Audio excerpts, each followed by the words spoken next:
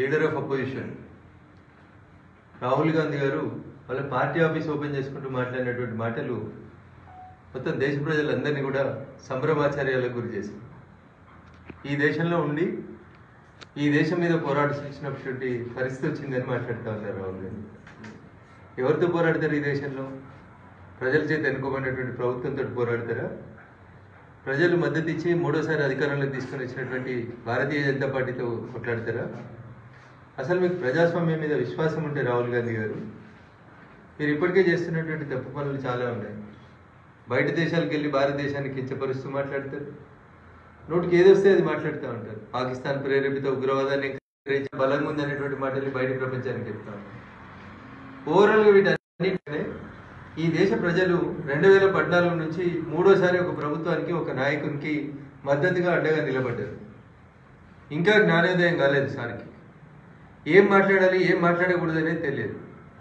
మీకు భారతీయ జనతా పార్టీతో కొట్లాడేటువంటి శక్తి లేదు, ఆర్ఎస్ఎస్ గురించి మాట్లాడేటువంటి నైతిక హక్కు లేదు.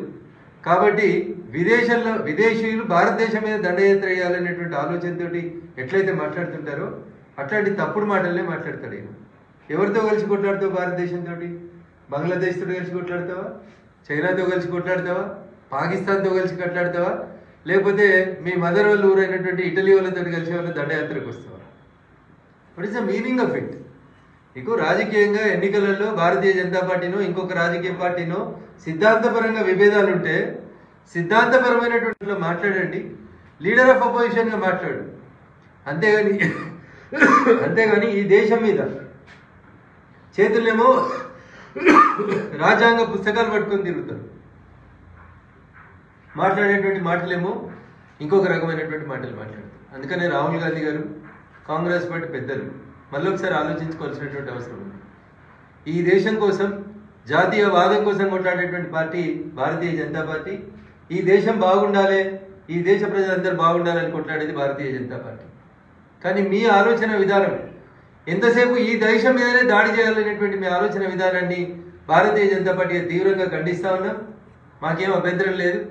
మీకు ఈ దేశంలో ఉండడం ఇష్టం లేకపోతే ఈ దేశ ప్రజలు ఇచ్చినటువంటి ప్రజాస్వామ్యబద్ధంగా ఉన్నటువంటి ఇంగ్లాండ్ పౌరసత్వాన్ని పునరుద్ధరింపజేసుకోండి, లేదా ఇటలీకి పోయి కొత్తగా పౌరసత్వం తీసుకోండి, లేదు బయట దేశాలలో ఏ దేశంతో కలిసి కొట్లాడకొస్తారో చెప్పుండ్రి. అప్పుడు ఈ దేశ ప్రజలందరూ సంఘటితం అవుతారు. మిమ్మల్ని ఈ దేశ పొలిమేరలు దాటేదాకా బయటికి పంపేదాకా కొట్లాడతారు అనేది మీరు అర్థం చేసుకోవాలి. ప్రజాస్వామ్యం మీద మాకు 100% విశ్వాసం ఉంది. ప్రజాస్వామ్యబద్ధంగానే ఎన్నికలకు పోతా ఉన్నాం. ప్రజలు ఓట్లేస్తేనే గెలుస్తూ వస్తూ ఉన్నాం.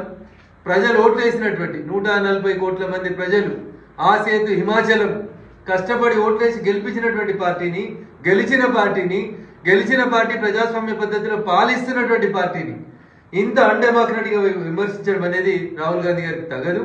మీకు ప్రజాస్వామ్యం మీద విశ్వాసం లేదని ఈ దేశ ప్రజలు భావించాల్సి వస్తుంది. కాబట్టి రాహుల్ గాంధీ గారు ఇప్పటికైనా మీ పద్ధతి మార్చుకోండి. ఈ దేశం గురించి, ఈ దేశ సమగ్రత గురించి ఇంతకాలం బయట మాట్లాడారు, ఇప్పుడు దేశంలో కూడా మాట్లాడేటువంటి పరిస్థితి తీసుకొస్తున్నారు. దీన్ని పూర్తిగా ఖండిస్తా ఉన్నాం. రాహుల్ గాంధీ గారు వెంటనే ఈ వ్యాఖ్యను ఉపసంహరించుకోవాలి, ఈ దేశం కోసం మాట్లాడడం నేర్చుకోవాలనేది ఈ సందర్భంగా నేను మీకు తెలియజేయాల్సి వచ్చినటువంటి అంశం. Thank you.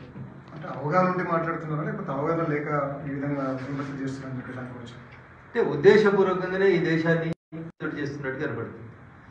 దేశం సంఘటితమవుతుంది. ఈ దేశ ప్రజలందరూ ఒకతాటి మీదకి వస్తుండ్రు. ప్రజలందరూ నరేంద్ర మోడీ గారి నాయకత్వాన్ని బలపరుస్తూ ఉన్నారు. ప్రజాస్వామ్యబద్ధంగా ఎన్నికలు జరుగుతున్నటువంటి సందర్భంలో రాహుల్ గాంధీ గారికి ఉన్నటువంటి ఇబ్బంది ఏంటంటే, మా పార్టీ అధికారంలోకి రాలేకపోతుంది, పార్టీని రక్షించుకోలేక, పార్టీని నడపలేక. మరి భారత్ జోడో యాత్ర ఎందుకు చేసి? భారతదేశం మీద దండయాత్ర చేయాలనే ఆలోచన ఉంటే, ఈ దేశంతో కొట్లాడాలనే ఆలోచన ఉంటే జోడో యాత్ర ఎందుకు? ఈ దేశం మీద దండయాత్రని ప్రకటించి పాదయాత్ర చేయండి, కాశ్మీర్ నుంచి కన్యాకుమారి దాకా. అప్పుడు ప్రజలు చెప్తారు. అందుకని రాహుల్ గాంధీ గారు ఇప్పటికైనా పొలిటికల్గా మీరు కొంచెం పరిపక్వత చెందిందని కోరుకున్నాం, మేము చెందాలని ఆశించినాం. కానీ 5 సార్లు ఎంపైన తర్వాత కూడా మీరు గవే మాటలు మాట్లాడుతూ ఉంటే ఈ దేశ ప్రజలు తీవ్రవాదులు వాళ్ళతోనే కూడా చేస్తున్నా అని చెప్పేసి పోరాటం చేస్తున్నా అని చెప్పేసి అని అంటాడు. ఈ దేశంలో నేను అదే చెప్తాను, చేతిలోనేమో కుడి చేతిలోనేమో రాజ్యాంగం పుస్తకం ఉంటుంది. అదే రాజ్యాంగం డాక్టర్ బిఆర్ అంబేద్కర్ గారు చెప్పినట్టు 5 ఏళ్ళకు ఒకసారి ఈ దేశ పార్లమెంట్కి ఎన్నికలు జరుగుతాయి. ప్రజలు ఓట్లు వేసిండ్రు. ప్రజలు ఓట్లు వేస్తే ఒక ప్రభుత్వం మూడోసారి అధికారంలోకి వచ్చింది. సో మనకు నచ్చిన ప్రభుత్వం అధికారంలోకి రాలేదని, ఆ పార్టీతో కొట్లాడడానికి చేతనైతే లేదని ఆయన ఒప్పుకున్నట్టే కదండి. బీజేపీని ఆర్ఎస్ఎస్ని కొట్లాడలేను గెలవలేనని అంగీకరించి ఈ రకమైనటువంటి తప్పుడు వ్యాఖ్యానాలు చేస్తా ఉన్నాడు తప్ప ఇంకొకటి లేదు. అందుకని రాహుల్ గాంధీ గారు, మీరు 5 సార్లు ఎంపీ అయినరు, ఈ దేశం కోసం మాట్లాడాల్సిన బాధ్యతను ప్రజలు మీ మీద పెట్టిండ్రు, లీడర్ ఆఫ్ అపోజిషన్గా బాధ్యత తీసుకున్నారని మీరంతా మీరే చెప్పిండ్రు. మరి అట్లాంటప్పుడు ఈ మాటలు, ఈ పద్ధతి అనేది మార్చుకోకపోతే భారత ప్రజాస్వామ్యానికి విఘాతం కలిగిస్తుందని చెప్పి